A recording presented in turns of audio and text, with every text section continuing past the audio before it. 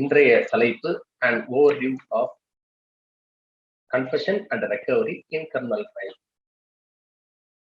Indian evidence ஆக்டை பொறுத்தளவுக்கு பிரிவு 17லேருந்து 31 வரைக்கும் அட்மிஷன் அண்ட் கன்ஃபெஷனை பத்தி சொல்லியிருக்காங்க. இது சாப்டர் 2ல வருது.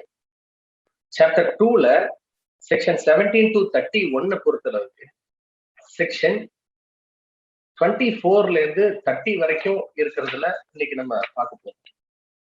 செக்ஷன் 24 to 30 பொறுத்தளவுக்கு கன்ஃபெஷனை பொறுத்தளவுக்கு confession when irrelevant 24 to 26. Section 27 to 29ல கன்ஃபெஷன் when relevant. கோ அக்யூஸ்டோட கன்ஃபெஷனை பத்தி செக்ஷன் 30ல சொல்லியிருக்காங்க.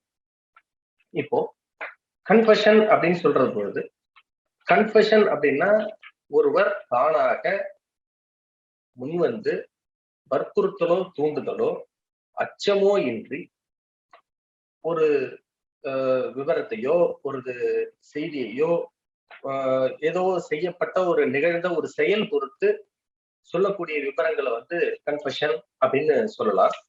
இப்ப இந்த கன்ஃபெஷன் அப்படிங்கிறத ஒப்புக்கொள்ளக்கூடிய விஷயம் அப்படின்னு சொல்லக்கூடியது ரெண்டு விதமா சொல்லலாம். அத அட்மிஷன் அப்படிங்கிற விதத்திலையும் சொல்லும் பொழுது அட்மிஷன் அப்படிங்கிறது கிட்டத்தட்ட ஒரே மாதிரி தான் இருக்கும். சொல்லக்கூடிய பொருள் படுறது மட்டும் மாறிப்படணும். அட்மிஷன் கன்ஃபெஷன் அப்படிங்கிறது.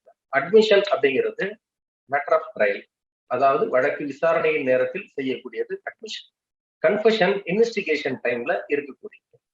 இப்ப நம்ம சொன்ன மாதிரி அட்மிஷன் அப்படிங்கிறது ட்ரையல்ல சம்மரி ட்ரையலா இருக்கும் பொழுது 252 CRPC, வாரண்ட் ப்ரொசீஜர் கேசஸ் பொறுத்தளவுக்கு 241 CRPC. இன்கேஸ் செஷன்ஸ் அஃபென்சஸ் ஆயிருந்துச்சு அப்படின்னா 229 பொறுத்தளவுக்கு இந்த அட்மிஷனை சொல்லுவாங்க. இப்ப 229ல அட்மிஷன் இப்போ ஒரு அக்யூஸ்ட வந்து கொஸ்டின் பண்றாங்க. ஃபர்ஸ்ட் கொஸ்டின், ஆமா அந்த குற்றத்தை நான் தான் செஞ்சேன் அப்படின்னு சொல்லியிருந்தாங்க.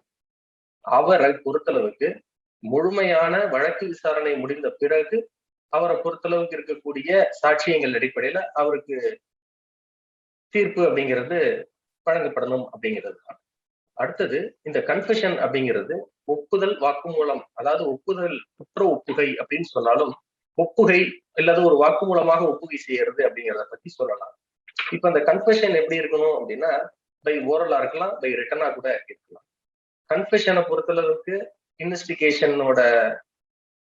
இன்வெஸ்டிகேஷன் பெண்டிங்கா இருக்கக்கூடிய நிலையில இருக்கக்கூடியது இந்த கன்ஃபெஷன் சொல்லும் பொழுது இது ரெண்டு வகைப்படுது. ஒன்னு ஜுடிஷியல் கன்ஃபெஷன், இன்னொன்னு எக்ஸ்ட்ரா ஜுடிஷியல் கன்ஃபெஷன். ஜுடிஷியல் கன்ஃபெஷனை பொறுத்தளவுக்கு before court, extra judicial confession other than court.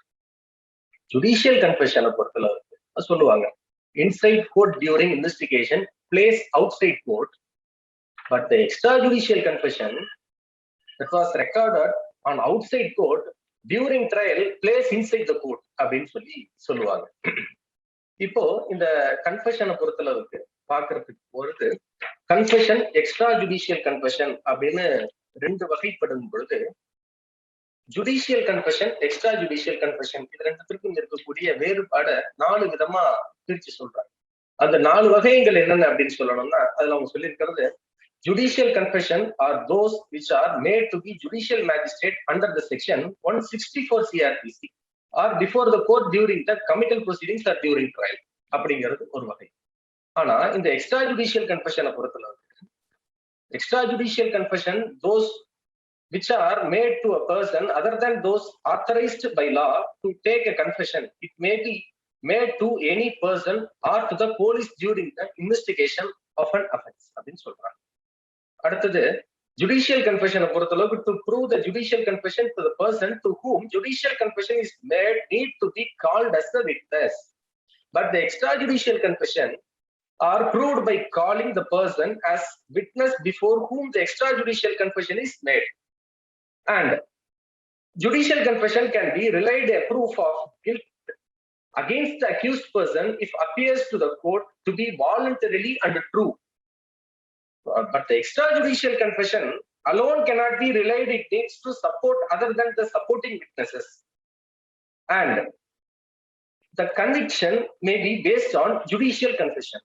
But in the extrajudicial confession, it's the unsafe to base the conviction on extrajudicial confession. ஆக்சுவலா எக்ஸ்ட்ரா ஜுடிஷியல் கன்ஃபெஷனை ஒரு substantive எவிடன்ஸா எடுத்துக்க முடியாது அப்படிங்கிறது அடிப்படை. அது வந்து ஒரு வீக் பீஸ் ஆஃப் எவிடன்ஸ் அப்படின்னு சொல்லுவாங்க. இப்போ ஜுடிஷியல் கன்ஃபெஷன் டியூரிங் இன்வெஸ்டிகேஷன் அப்படிங்கும் போது magistrate have a power to record a confession during the investigation under section 164 CRPC. Accused had a right to give the confession before the court. Confession must be verified that he is the accused person and investigation is pending.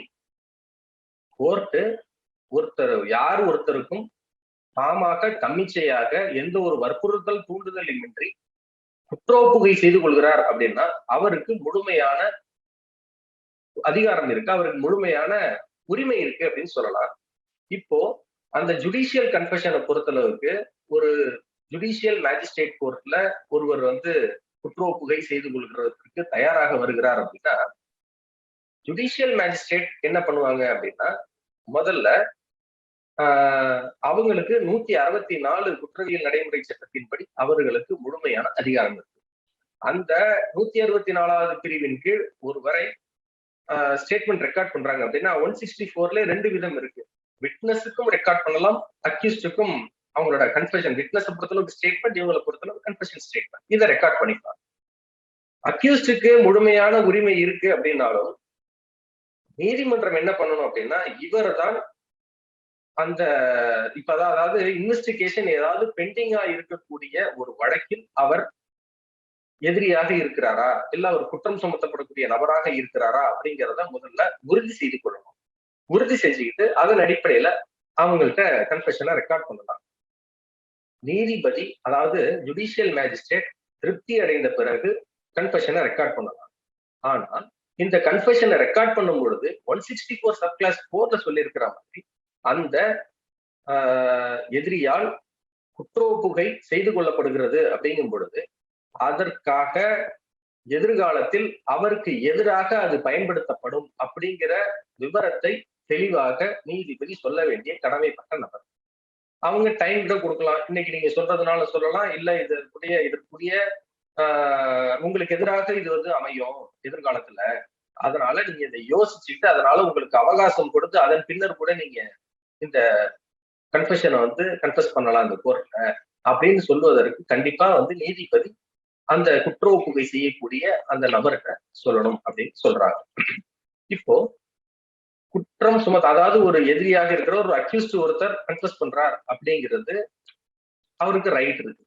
ஆனா இதே 164 CRPCல statement record பண்ணும் பொழுது விட்னஸா இருக்கிறாங்க அப்படின்னா அவங்க வாலண்டரியா போய் ஒரு கோர்ட்ல போய் அதாவது நான் ஒரு 164 நான் வச்சு நீங்க ஸ்டேட்மெண்ட் ரெக்கார்ட் பண்ணுங்க அப்படின்னு சொல்லி கேட்பதற்கு உரிமை இருக்கா அப்படின்னு சொல்லி கேட்டா அது இல்ல அப்படின்னு சொல்லி 2000 SCC criminal page 210 SCC criminal 2000 page 210 Jogendranath and others versus state of Orissa.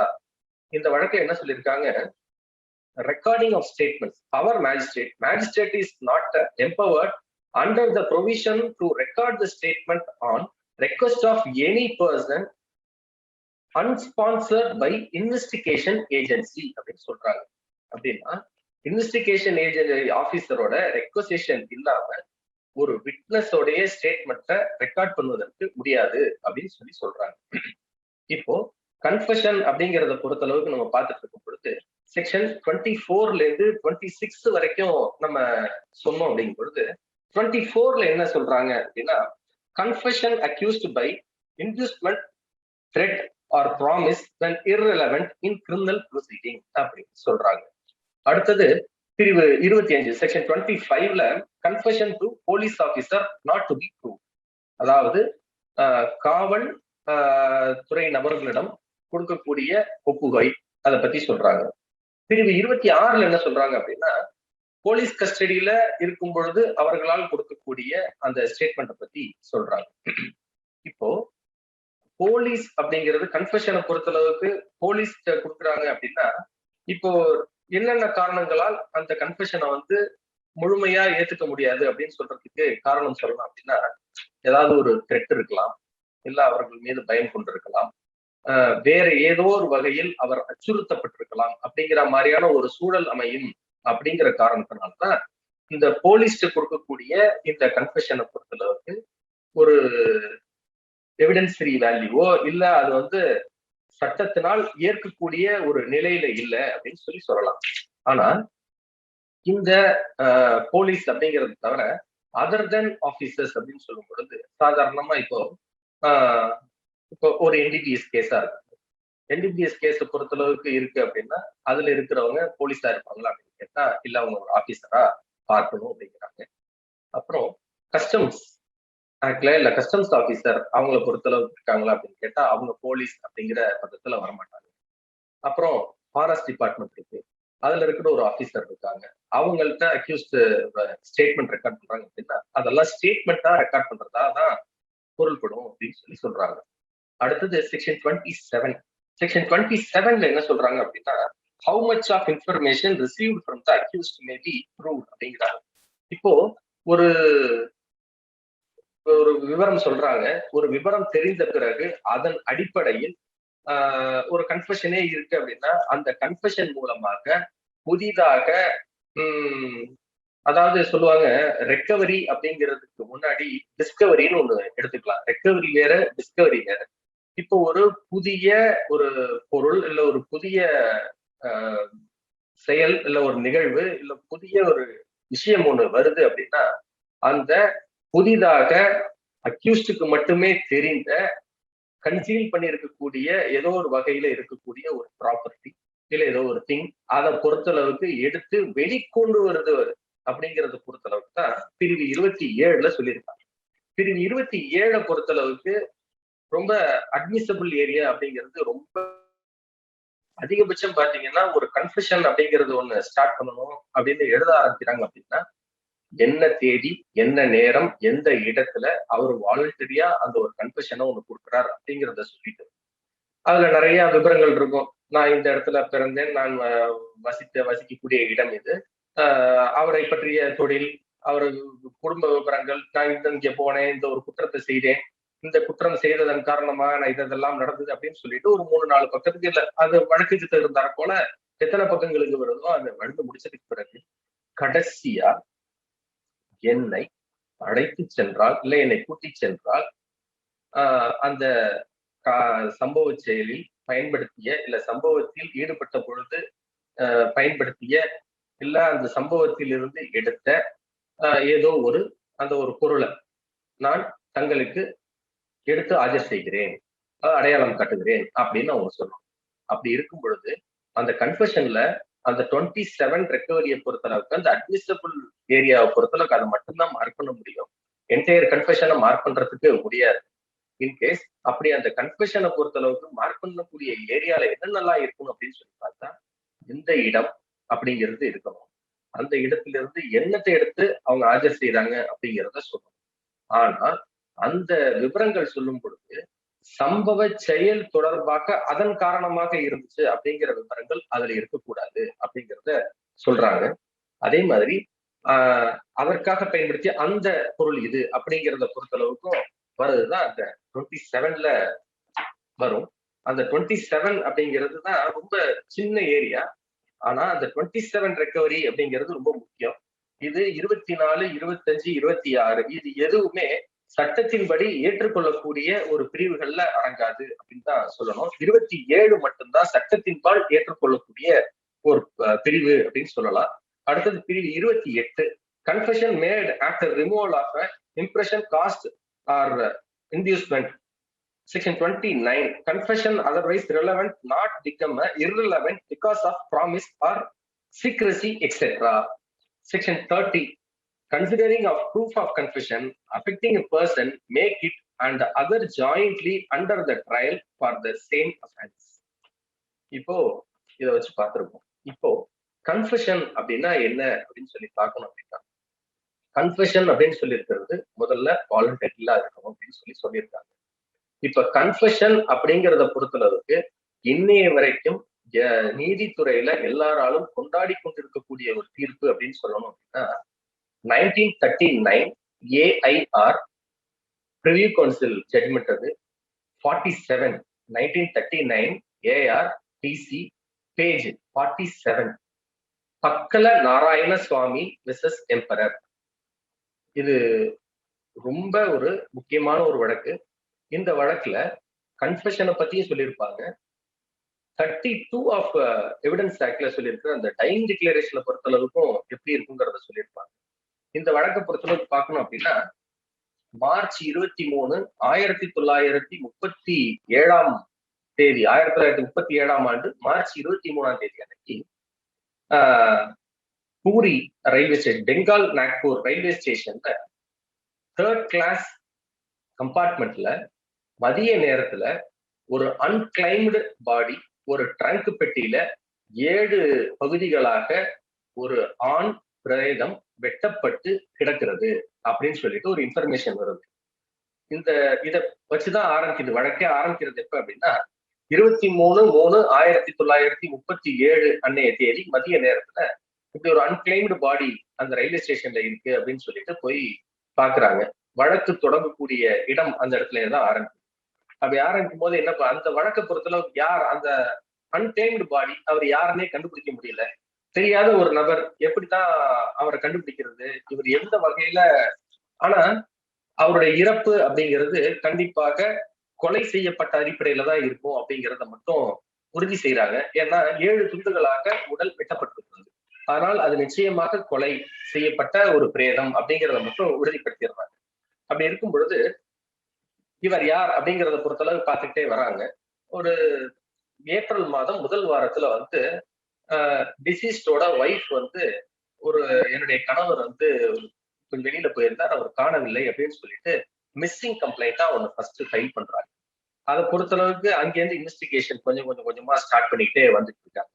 வரும்பொழுது இவர் யார் அப்படின்னா இறந்து போன நபர் அப்படிங்கிறவர் பீதாப்பூர் திவான்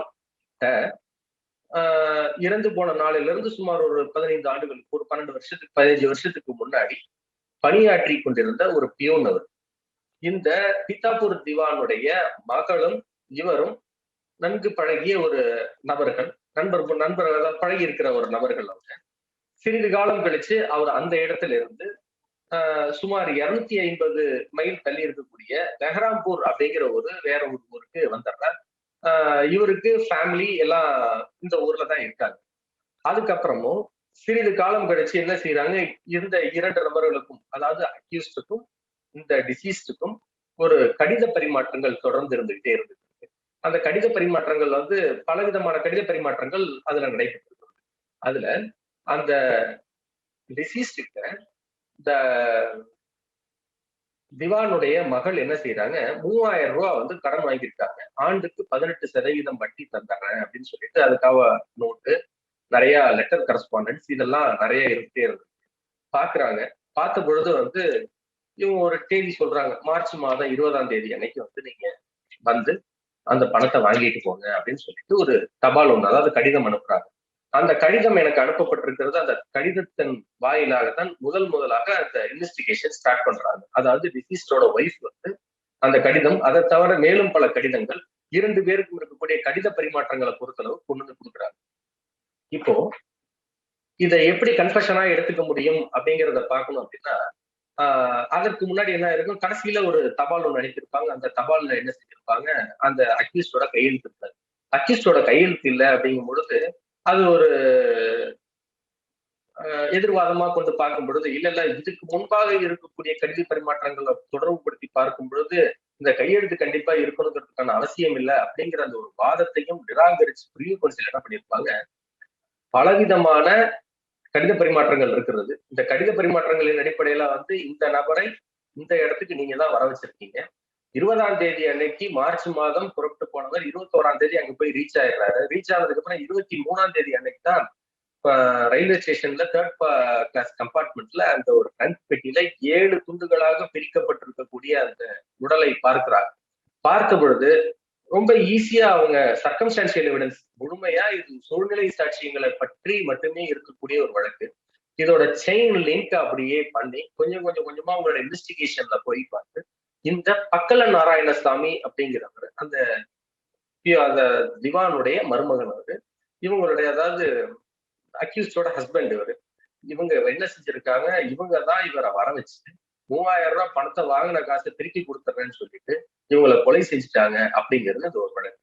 இந்த பக்கல நாராயணசாமி வழக்கின் அடிப்படையில தான் இன்று வரை கன்ஃபெஷன் அப்படிங்கிறது வந்து நீதித்துறையில வந்து இது ஒரு செலிபிரேட்டட் ஜட்ஜ்மெண்ட். இந்த வழக்கை அது வந்து எடுத்து போய் வெளியில போய் வேற எந்த ஒரு வழக்கையும் பொறுத்தளவுக்கு பாக்குறதுக்கான சூழலே கிடையாது.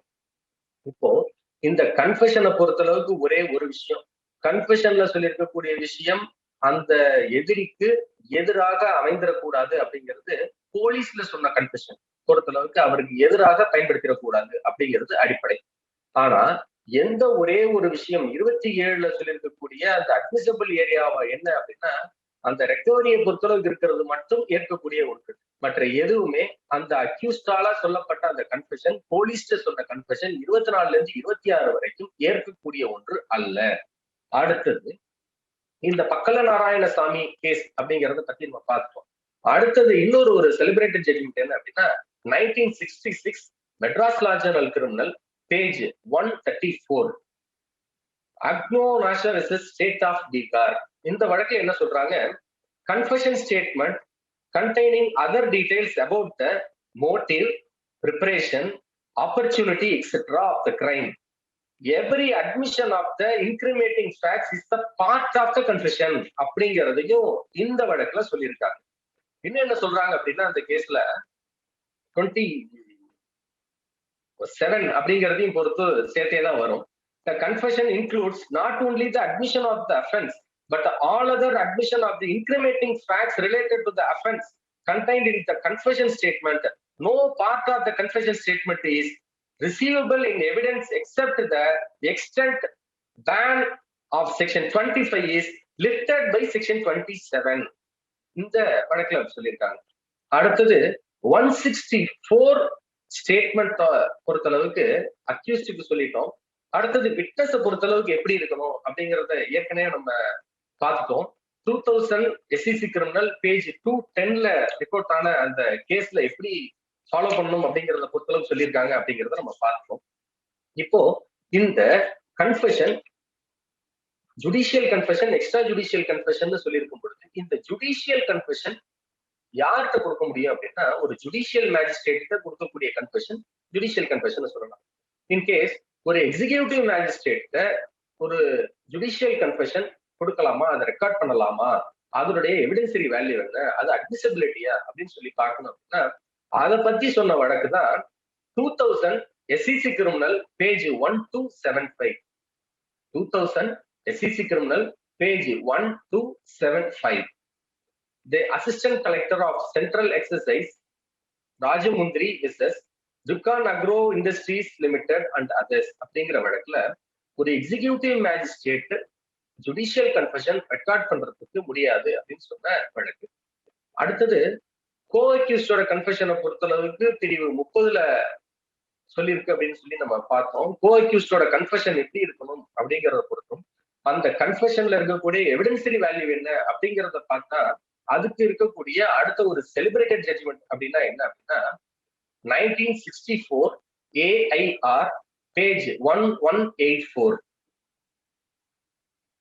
1964 AIR supreme court page 1184 Hari Charan Kurmi versus state of Bihar. இந்த வழக்கு ரொம்ப ஒரு பிரபலமான வழக்கு. இந்த வழக்கு என்ன அப்படின்னா 1952 கிரிமினல் லா ஜர்னல் பக்கம் 839ல ரிப்போர்ட் ஆன Kashmira Singh versus state of Madhya Pradesh அப்படிங்கிற அந்த ஒரு வழக்கை அதை அப்படியே அனுசரிச்சு அதனுடைய தொடர்புபடுத்தி அதன் அடிப்படையிலேயே வந்திருக்கக்கூடிய இந்த ஒரு வழக்குன்னு சொல்லலாம். இந்த வழக்குல என்ன சொல்றாங்க அப்படின்னா confession made before a police is inadmissible. However, so much of information leading to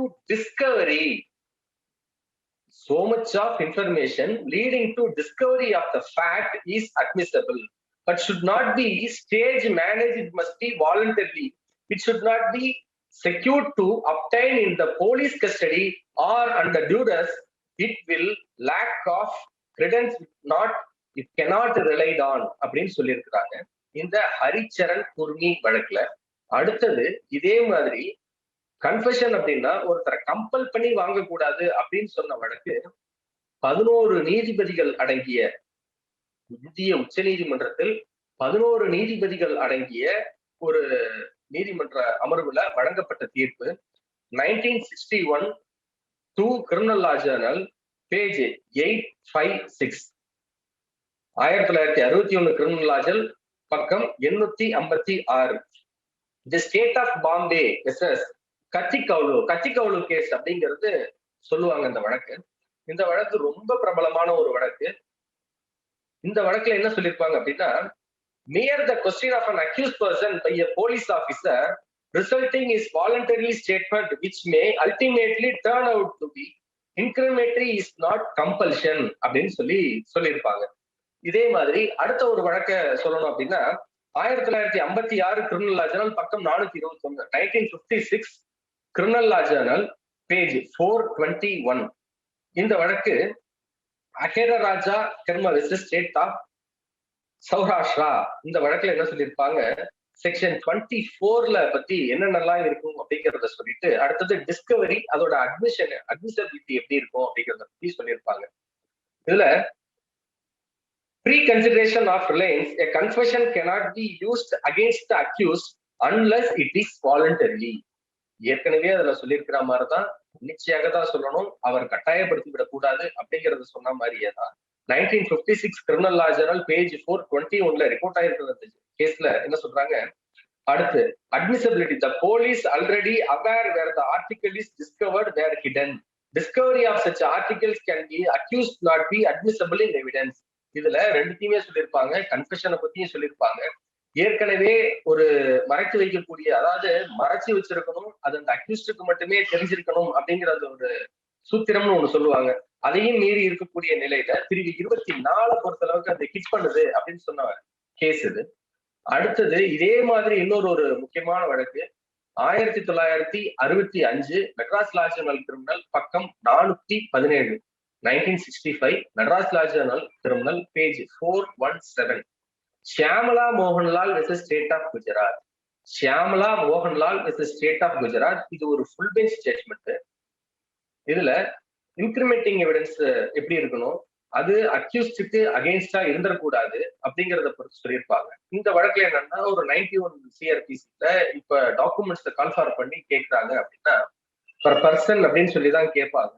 இப்போ ஒரு எதிரிகிட்ட அவருக்கு எதிராக அமையக்கூடிய, அவருக்கு எதிராக அது ஒரு சூழல் அமைஞ்சிரும் அப்படின்னா அந்த ஆவணத்தை அந்த எதிரியிடமிருந்து கேட்டு பெற முடியாது அப்படின்னு சொன்ன வழக்கு தான் Shyamala Mohanlal versus state of Gujarat. 1965 Madras law journal criminal page 417.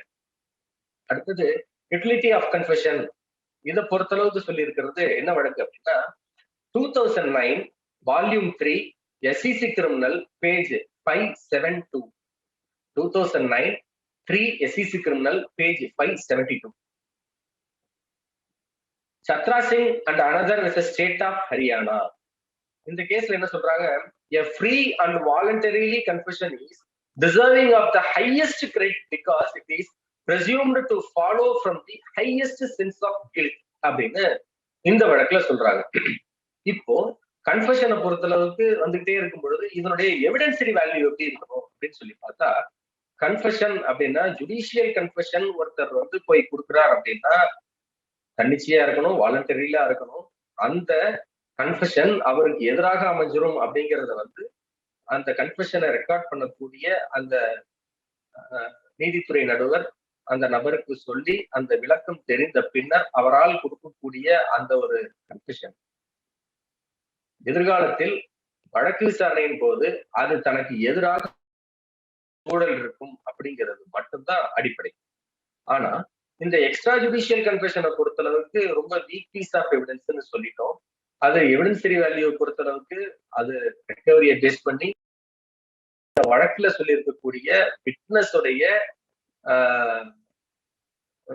டெபோசிஷன்ஸ், அதாவது மற்ற சாட்சியங்களுடைய சாட்சியம் பொறுத்தும் அதை தொடர்புடைய ஆவணங்கள் பொறுத்தும் வரும் அப்படின்னு அதன் அடிப்படையில தான் முடிவு செய்ய முடியும் அப்படின்னு சொல்றாங்க. அடுத்தது எவிடென்சரி வேல்யூ ஆஃப் கன்ஃபெஷன் நம்ம பார்த்துட்டு இருக்கும் பொழுது அதுக்கு ஒரு செலிப்ரேட்டட் ஜட்ஜ்மெண்ட் அப்படின்னா 1966 Madras law journal criminal page 558. 1966 Madras law journal criminal page 558. Sahoo versus state of Uttar Pradesh. இந்த வழக்குல மொத்தம் 2 முக்கியமான விஷயங்கள் சொல்லியிருக்காங்க. 2 முக்கியமான விஷயங்கள் என்னென்ன சொல்லியிருக்காங்க அப்படின்னா, whether the confession was perfectly voluntary. அடுத்தது, if so whether it is true and trustworthy. இந்த 2 விபரங்கள் இருந்தாதான் அது ஏற்றுக்கக்கூடிய வகையில் இருக்கக்கூடிய கன்ஃபெஷன். அதுதான் எவிடென்சரி வேல்யூ வந்து அதை பொறுத்தளவுக்கு எப்படி இருக்கும் அப்படிங்கிறத பார்க்கணும்னா அந்த கன்ஃபெஷன் பர்ஃபெக்டா வாலண்டரியா இருக்கணும். அடுத்தது உண்மைத்தன்மை கொண்டு அடங்கி இருக்கக்கூடிய விவரங்கள் இருந்தால் அது ஏற்கக்கூடிய ஒன்று அப்படின்னு சொல்லியிருக்காங்க. இப்போ இந்த எவிடென்சரி வேல்யூ பொறுத்தளவுக்கு இருக்கும் பொழுது பார்த்துட்டே இருக்கும் பொழுது அடுத்த ஒரு லேட்டஸ்ட் ஜட்ஜ்மெண்ட் இந்த அட்மிசிபிலிட்டி அந்த எவிடென்சரி வேல்யூவை பொறுத்தளவுக்கு எப்படி இருக்கணும் அப்படின்னு சொல்லி பார்த்தா மொத்தம் 6 விதமான கூறுகள் அடங்கி இருக்கக்கூடிய ஸ்டேட்மெண்டா இருக்கணும். அதுதான் அப்படின்னு சொன்னது இப்ப லேட்டஸ்டா வந்த 2025 SCC page 118. 2025 SCC page 118. Raja alias Ayyappan versus state of Tamil Nadu. Raja alias Ayyappan versus state of Tamil Nadu. இந்த கேஸ்ல மொத்தம் 6 விதமான கூறுகள் சொல்லியிருக்காங்க. அதுல ரொம்ப முக்கியமானது 6வது கூறு. எல்லாத்தையுமே சொல்லலாம். இப்போ அதுல சொல்லிட்டே வரணும் அப்படின்னா அதை நான் வாசிச்சிடுறேன். அதுல சில கைட்லைன்ஸ் கொடுத்திருக்காங்க. அந்த கைட்லைன்ஸ் வந்து என்னென்ன அப்படின்னா, 1, the confession should be recorded in free atmosphere in the same language in which the person is examined and as narrated by him. 2, the person from whom a confession has been recorded under section 15 subclass 1 of the act. இது வந்து என்னன்னா அது ஆக்ட்ல இருக்கக்கூடிய confession. அதனால அந்த ஆக்ட்ல இருக்கக்கூடிய அந்த 15 பத்தி சொல்லியிருப்பாங்க. அடுத்தது, the chief metropolitan magistrate or the chief judicial magistrate should be record the statement if any made by the accused so produced to get his signature, and in case of the complainant or torture the person should be directed to be produced for the medical examination before a medical officer not low rank in the assistant civil surgeon. அடுத்தது 4, notwithstanding anything contained in the Code of Criminal Procedure 1973, no police officer below the rank of an assistant commissioner of police in the metropolitan cities cites other the deputy superintendent of police or the police officer of the equivalent rank should be investigate any offense punishable under the அந்த act பொறுத்தளவுக்கு சொல்லியிருக்காங்க. அடுத்தது, this is necessary in view that the provision of this act, moreover, when the Prevention of Corruption Act 1988 under section 17 and the Immoral Traffic Prevention of Act 1956 under section 13 of that act, authorized only by the police officer of a specified rank of the investigating officer under those specified act அப்படின்னு சொல்லியிருக்காங்க. அடுத்தது 5, the police officer is seeking the custody of any person for intimate or pre-trial interrogation from the judicial custody must file an affidavit sworn on him and explaining the reason not only for such custody but also for the delay if any in seeking by the police custody. அடுத்தது point number 6, in case the person taken for the interrogation on receipt of the statutory warning he is not bound to make a confession and that he does so, the said statement may be used against him as evidence, and his right to silence of the police officer must respect of this right assertion without making any compulsion to give a statement of disclosure. இந்த ராஜா alias Ayyappan இந்த கேஸ்ல இத பத்தி சொல்லியிருக்கிறாங்க. இது ரொம்ப பிரபலமான ரொம்ப முக்கியமான ஒரு தீர்ப்பு. அடுத்தது, இப்ப இதே மாதிரி பார்த்துட்டு இருக்கும் பொழுது ஏற்கனவே நம்ம பார்த்துட்டோம், போலீஸ் ஆபீசர் அப்படிங்கும் பொழுது இருக்கிறவங்க வேற, போலீஸ் வேற. இப்ப ஆபீசர்னு யாரெல்லாம் பார்க்கணும் அப்படின்னு சொல்லி ஏற்கனவே பார்த்தோம். இப்ப டிபார்ட்மெண்டல் ப்ரொசீடிங்கை பொறுத்தளவுக்கு செக்ஷன் 25 எப்படி எடுத்துக்கணும் அப்படின்னா, செக்ஷன் 25 பொறுத்தளவுக்கு நோ பார் அப்படின்னு சொல்லிட்டாங்க. இப்போ ஒரு கேஸ் ஒண்ணு, இந்த கேஸ் வந்து என்ன அப்படின்னா, ஒரு டெரரிஸ்டோட ஒரு லிங்க் வச்சிருக்கக்கூடிய ஒரு போலீஸ். அந்த போலீஸை பொறுத்தளவுக்கு அவரு அந்த அக்யூஸ்டும் அந்த டெரரிஸ்டும் அந்த போலீஸும் அவர்களுக்குள்ள இருக்கக்கூடிய லிங்க் இருக்கு அப்படிங்கறத தெரிஞ்சுக்கிட்டாங்க. தெரிஞ்சதன் அடிப்படையில ஒரு டிபார்ட்மெண்ட் என்கொயரி நடத்துறாங்க. அந்த டிபார்ட்மெண்ட் என்கொயரி கண்டக்ட் பண்ணிட்டு இருக்கும் பொழுது அவரால் சொல்லக்கூடிய அந்த ஸ்டேட்மெண்ட் அதை பொறுத்தளவுக்கு எப்படி எடுத்துக்கணும்? ஏன்னா போலீஸ் தான் ரெக்கார்ட் பண்றாங்க, அவரும் ஒரு போலீஸ். அப்படி இருக்கும் பொழுது அதோட எவிடன்சரி வேல்யூ எப்படி இருக்கணும் அப்படின்னு சொல்லி பார்க்கும் பொழுது இது வந்து என்ன அப்படின்னா, Kuldeep Singh versus state of Punjab. Kuldeep Singh versus state of Punjab 1996 10 SEC page 659. 1996 10 SEC page 659. இதுல அவர் ஒரு ஹெட் கான்ஸ்டபிள். ஹெட் கான்ஸ்டபிள் என்ன பண்ணிருப்பாரு, ஒரு டெரரிஸ்டோட ஒரு லிங்க் வச்சுட்டு இருப்பாரு. அவர் என்ன செஞ்சிருப்பார் அப்படின்னா, அந்த டிபார்ட்மெண்ட்ல இருக்கக்கூடிய ஒரு ரகசியமான தகவல்கள் இதெல்லாம் பத்தி ஷேர் பண்ணிட்டாரு அப்படிங்கிறது தான் அவரை மேல இருக்கக்கூடிய சார்ஜா இருக்கும். டிபார்ட்மெண்ட் என்கொயரியை பொறுத்தளவுக்கு கண்டக்ட் பண்ணும் பொழுது செக்ஷன் 25 பொறுத்தளவுக்கு வருது அப்படின்னு கேட்டா பார் கிடையாது. அது வந்து அட்மிஷனல் ஒண்ணுதான் அப்படின்னு சொல்லியிருப்பாங்க. அதே ஆஸ்பெக்ட்ல சொல்லியிருக்கிற அடுத்த ஒரு judgement 2006 4 SEC page 265. 2006 4 SEC page 265. Commissioner of police new Delhi versus Narendra Singh அப்படிங்கிற கேஸ்ல சொல்லியிருப்பாங்க. இது ஒரு டிவிஷன் பெஞ்ச் ஜட்மெண்ட், இதுவும் சுப்ரீம் கோர்ட் ஜட்மெண்ட். செக்ஷன் 25 பொறுத்தல வருது, provision not applicable in departmental proceedings. It is now well settled that the provision of evidence act are not applicable in the departmental proceedings அப்படின்னு சொல்லி 2006 4 SEC page 265ல சொன்ன ஜட்மெண்ட்ல சொல்லியிருப்பாங்க. இந்த ஜட்மெண்ட்ல என்ன பண்ணிருப்பாங்க அப்படின்னா, ஒரு 3 பழைய ஜட்மெண்ட்ஸ், அதாவது பழைய ஜட்மெண்ட் இதுக்கு அதுக்கு முன்னாடி வந்திருந்த ஜட்மெண்ட்ஸ், அது 3மே சுப்ரீம் கோர்ட் ஆஃப் இந்தியால சொல்லியிருந்த ஜட்மெண்ட்ஸ். அது என்னென்ன ஜட்மெண்ட்ஸ் அப்படின்னா, 1997 volume 2 SEC page 699. 1997 2 SEC page 699. Depot manager Andhra Pradesh State Road Transport Corporation versus Muhammad Yusuf and another. அந்த கேஸ் சொல்லியிருப்பாங்க. அடுத்தது 2003 volume 3 SEC page 583. 2003 SEC volume 3 583.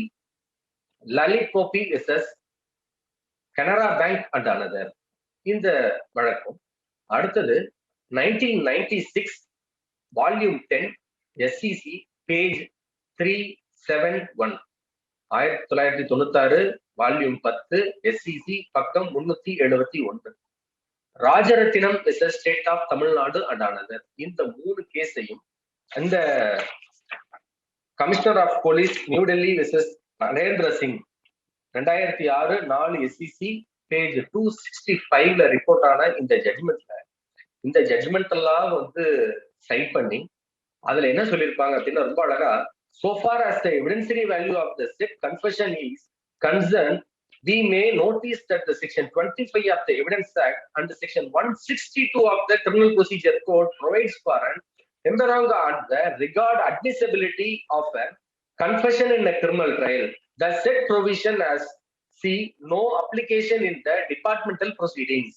இது ஏற்கனவே அதுல அவங்க சொல்லியிருப்பாங்க, provision is not applicable in the departmental proceedings. It is now well settled that the provision of the Evidence Act are not applicable in the departmental proceedings அப்படின்னு சொல்லியிருப்பாங்க. அடுத்தது கன்ஃபெஷனை பொறுத்தவரைக்கும் என்ன அப்படின்னா, கன்ஃபெஷன் அஸ் எஃப்ஐஆர் அப்படிங்கிறத பார்க்கலாம். இப்போ ஒருத்தர் ஒரு புகாராக கொடுக்கிறார்.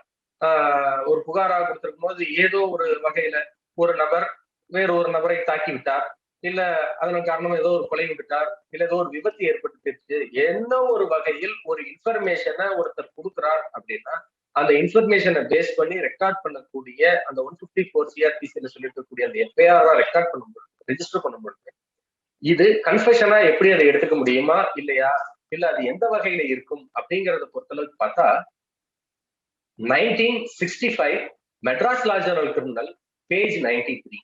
1965 Madras law journal criminal page 93, supreme court of India, Fadi versus state of Madhya Pradesh. இந்த கேஸ்ல என்ன சொல்றாங்க, contents of FIR.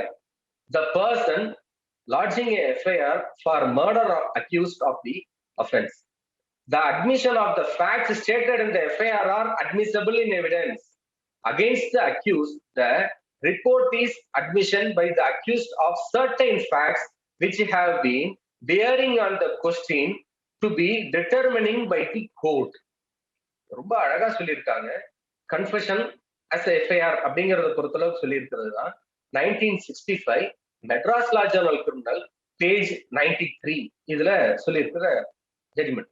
அடுத்தது இந்த 164 சிஆர்பிசியை பொறுத்தளவுக்கு ஒரு ஜுடிஷியல் மேஜிஸ்ட்ரேட் ரெக்கார்ட் பண்றாங்க அப்படின்னா, ஒரு ஜுடிஷியல் மேஜிஸ்ட்ரேட் ரெக்கார்ட் பண்ணும் பொழுது என்னென்ன வகைகளை பின்பற்றணும் அப்படின்னு சொல்லிட்டு ஒரு கைட்லைன்ஸ் ஒன்று கொடுத்துருக்காங்க. அது நம்ம மெட்ராஸ் ஹைகோர்ட்ல chief justice with PN Prakash ஜேயோட ஜட்ஜ்மெண்ட் இது 2017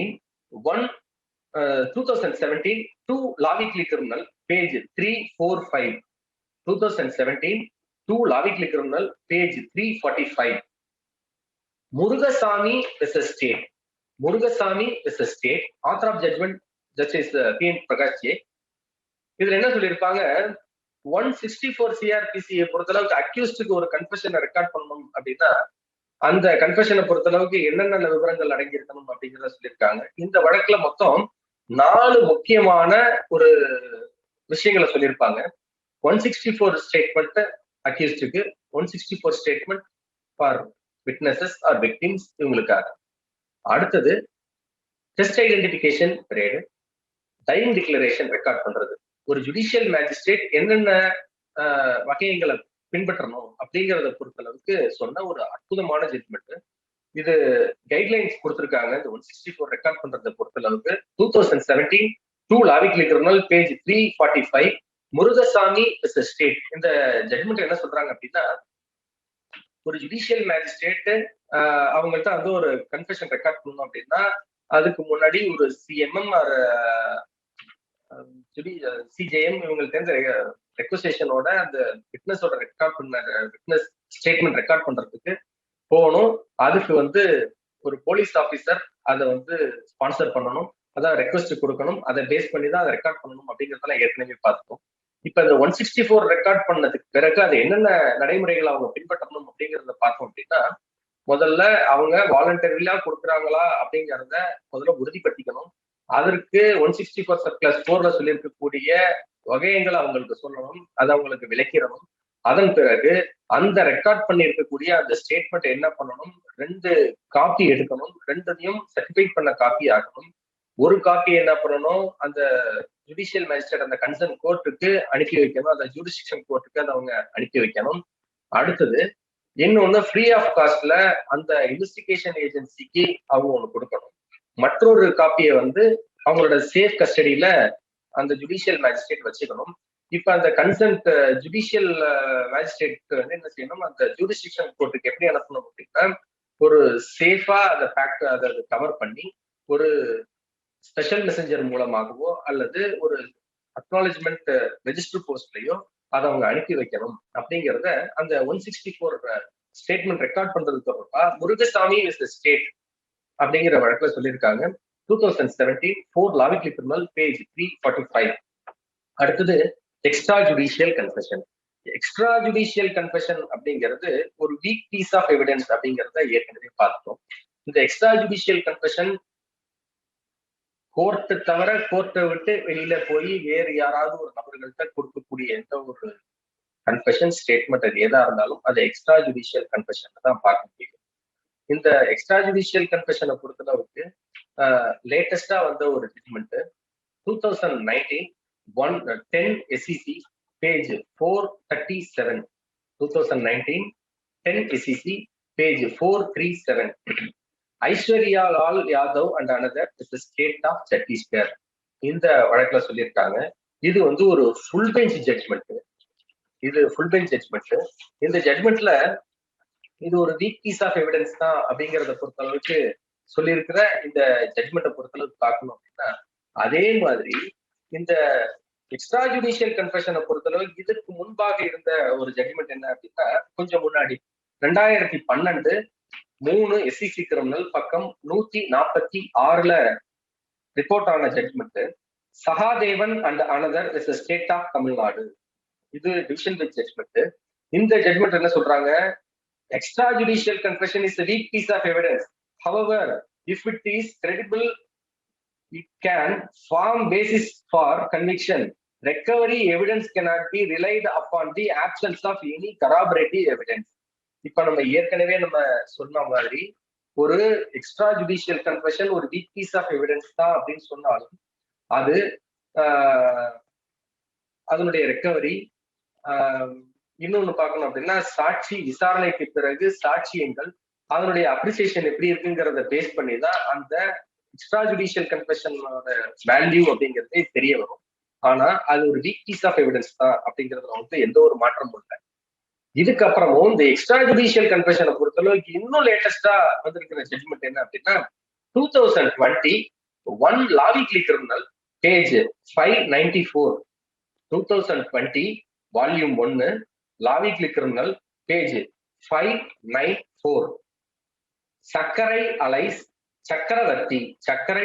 சக்கரவர்த்தி state represent by the inspector of police Tamil Nadu. இந்த கேஸ் இதே மாதிரி இந்த எக்ஸ்ட்ரா ஜுடிஷியல் கன்ஃபெஷனை பொறுத்தளவுக்கு சொல்லியிருக்காங்க. இந்த எக்ஸ்ட்ரா ஜுடிஷியல் கன்ஃபெஷனை பொறுத்தளவுக்கு whether judicial confession or extra judicial confession if made voluntarily, அதுதான் பேஸ். இது சொன்னது என்ன வழக்கு அப்படின்னா, அகைன் நம்ம இன்னொரு தடவை சொல்லலாம் அப்படின்னா 2003 criminal SEC criminal page 1965, 2003 SEC criminal page 1965ல state of Rajasthan versus Rajaram இந்த கேஸ்ல சொல்லியிருக்காங்க. அதுல அவங்க என்ன சொல்லியிருக்காங்க அப்படின்னா, extra judicial sufficiency for the conviction and extrajudicial confession is voluntarily and true and made if fit state mind can be relied upon the court. It not opened by any court to start with the presumption the extrajudicial confession is a weak type of evidence. Such a confession can be relied upon, the conviction can be found thereon. If the evidence about the confession comes from the mouth of the witness who appeared to be unbiased, not even remotely inimical to the accused, and in respect of whom nothing is brought out which may tend to indicate that may have not motive or attributing an untruthful statement to the accused, the words spoken by the witness are clear and unmistakably convey that the accused is the perpetrator of the crime and not is omitted by the witness which may violated against it அப்படின்னு சொல்லி இந்த state of Rajasthan versus Rajaram அப்படிங்கிற கேஸ்ல சொல்லியிருக்காங்க. அடுத்தது இதே மாதிரி ஒரு ஜட்மெண்ட் சொல்லணும் அப்படின்னா, ஒரு கன்ஃபெஷனை பொறுத்தளவுக்கு அதனுடைய எவிடன்சரி வேல்யூ என்ன, இன் கேஸ் அந்த கன்ஃபெஷனை பொறுத்தளவுக்கு அந்த எதிரிக்கு எதிராக ஏதாவது ஒரு விஷயம் இருக்கு அப்படின்னா அதை எப்படி எடுத்துக்கணும் அப்படின்னா, மொத்தத்துல முன்னாடி எல்லாம் சொல்லுவாங்க, இன்னை வரைக்கும் அதை சொல்லிட்டு தான் இருக்காங்க. If there is two views possible, which one favor for accused அப்படின்னு சொல்லுவாங்க.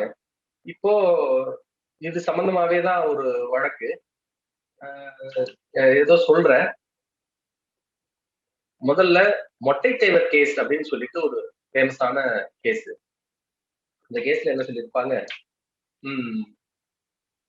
confession is given to the police officer before start of investigation, then it can be used in favor of accused அப்படின்னு சொல்லுவாங்க.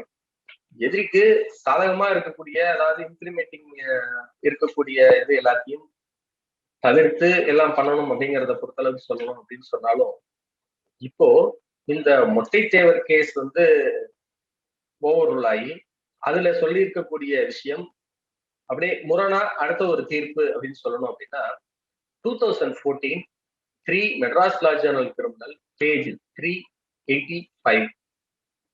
2014 volume 3 Madras law journal criminal page 385. Sudalaimani versus state.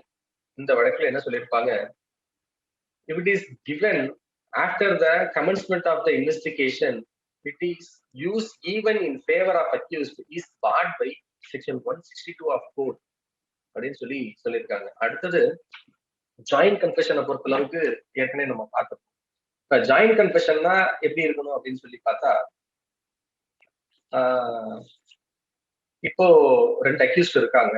2 accused இருக்கும் பொழுது ஒரு அக்யூஸ்டோட presence இருக்கு, ஒரு accused கிட்ட கன்ஃபெஷன் வாங்குறாங்க. அந்த அக்யூஸ்ட் அந்த கமிஷன் ஆஃப் அஃபென்ஸ் பத்தி சொல்றார். அதன் அடிப்படையில ஏதோ ரெக்கவரி ஏதோ நிகழுது அப்படின்னா அந்த கன்ஃபெஷனை பேஸ் பண்ணி அவர் யாராக அந்த ஒரு அக்யூஸ்டோட இன்னொரு அக்யூஸ்ட், அதாவது ஒருவருக்கு மேற்பட்டு இருக்கக்கூடிய நபரை பொறுத்தளவுக்கு தான் இந்த ஜாயிண்ட் கன்ஃபெஷனை பொறுத்தளவுக்கு நம்ம ஏற்றுக்கொள்ளவே முடியும். அப்படி இருக்கும் பொழுது ஒன்றுக்கு மேற்பட்ட நபருடன் இருக்கக்கூடிய நிலையில ஒரு அக்யூஸ்ட் இன்னொரு அக்யூஸ்டோட இருந்தார், 2 பேரும் சேர்ந்து நாங்க ஒரு அஃபென்ஸ் கமிட் பண்ணோம், அதை பேஸ் பண்ணி இதோட ரெக்கவரி இதெல்லாம் அப்படின்னு சொல்லி இது அடிப்படையா அவங்க சொல்லியிருந்தாலும் அந்த ஜாயிண்ட் கன்ஃபெஷனுடைய அட்மிசபிலிட்டி எப்படி இருக்கும் அப்படிங்கிறத பொறுத்தளவுக்கு பார்க்கணும். அப்படின்னா ஜாயிண்ட் கன்ஃபெஷன் அட்மிசபிளா அப்படின்னு சொல்லிட்டு ஒரு கொஸ்டின் வரும். என்ன சொல்றாங்க, ஜாயிண்ட் கன்ஃபெஷன் அட்மிசபிள் தான் அப்படின்னு சொல்லி நம்ம சுப்ரீம் கோர்ட் ஆஃப் இந்தியால நம்ம பார்லிமெண்ட் அட்டாக் கேஸ்ல சொல்லியிருப்பாங்க. பார்லிமெண்ட் அட்டாக் கேஸ்ல நம்ம சுப்ரீம் கோர்ட்ல சொல்லியிருக்கிற judgment 2005 criminal law journal page 3950. 2005 criminal law journal page 3950 judgment வந்து state NCT of Delhi versus Navjot Sandhu. அந்த கேஸ்ல நவ்ஜோத் கேஸ பொறுத்தளவுக்கு தான் ஜாயிண்ட் கன்ஃபெஷனோட அட்மிசபிலிட்டி இருக்கு அப்படின்னு சொல்லி ரொம்ப ஒரு பிரபலமான வழக்கு. அதே மாதிரி இப்போ ரொம்ப சமீபத்துல சொல்லியிருக்கிற வழக்கு, அந்த பார்லிமெண்ட் கேஸ்ல என்ன சொல்லியிருப்பாங்க, the confession made by an accused before the police officer shall be admissible against the maker of the confession in the course of his trial அப்படிங்கறத சொல்லியிருப்பாங்க. இப்போ அதே மாதிரி ரொம்ப சமீபத்துல வந்த அடுத்த ஒரு வழக்கு 2021 volume 2 Madras weekly notes criminal page 232. 2021 volume 2 Madras weekly notes criminal page 232 case Veluchamy versus state. இது வந்து ஒரு சேஃப்டி கேஸ் 379. பம்பு செட்டுன்னு சொல்லுவாங்கல்ல, மோட்டாரை திருடிட்டு போயிட்டாங்க அப்படின்னு சொல்லி ஒரு கேஸ். இதுல A1 கன்ஃபெஷன், அதை பேஸ் பண்ணி ரெக்கவரி எல்லாம் ஓவர். A2 பொறுத்தளவுக்கு ஒன்றும் கிடையாது. அப்படி இருந்தாலும் அவரை பொறுத்தளவுக்கும் இந்த கோஅக்யூஸ்டோட கன்ஃபெஷனை பேஸ் பண்ணி இது ஒரு ஜாயிண்ட் கன்ஃபெஷன் அப்படிங்கிறத அடிப்படையா வச்சு வழங்கப்பட்ட ஒரு தீர்ப்பு.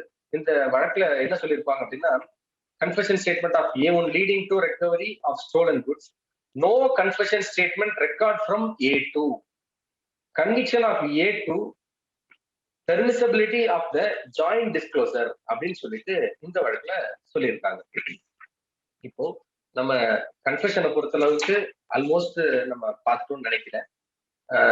அடுத்தது ரெக்கவரியை பொறுத்தளவுக்கு செக்ஷன் 27ல அந்த அனுமதிக்கப்பட்ட அந்த ஒரு பகுதி, அதை மட்டும் பார்ப்போம்.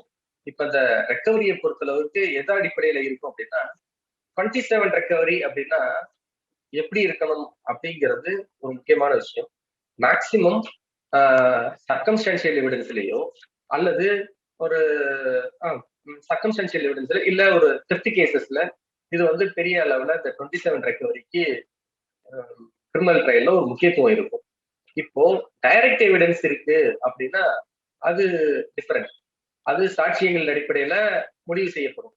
இப்போ எவிடன்ஸை பொறுத்தளவு டைரக்ட் எவிடன்ஸ் இல்லை அப்படின்னா ஒரு செயின் லிங்க் பண்ணி அந்த ஆர்டிகல் இந்த 27 ரெக்கவரி இதை பொறுத்தளவுக்கு வச்சுதான் ஒரு வழக்கை வந்து முடிவுக்கு கொண்டு வர முடியும் அப்படின்னு சொல்லுவாங்க.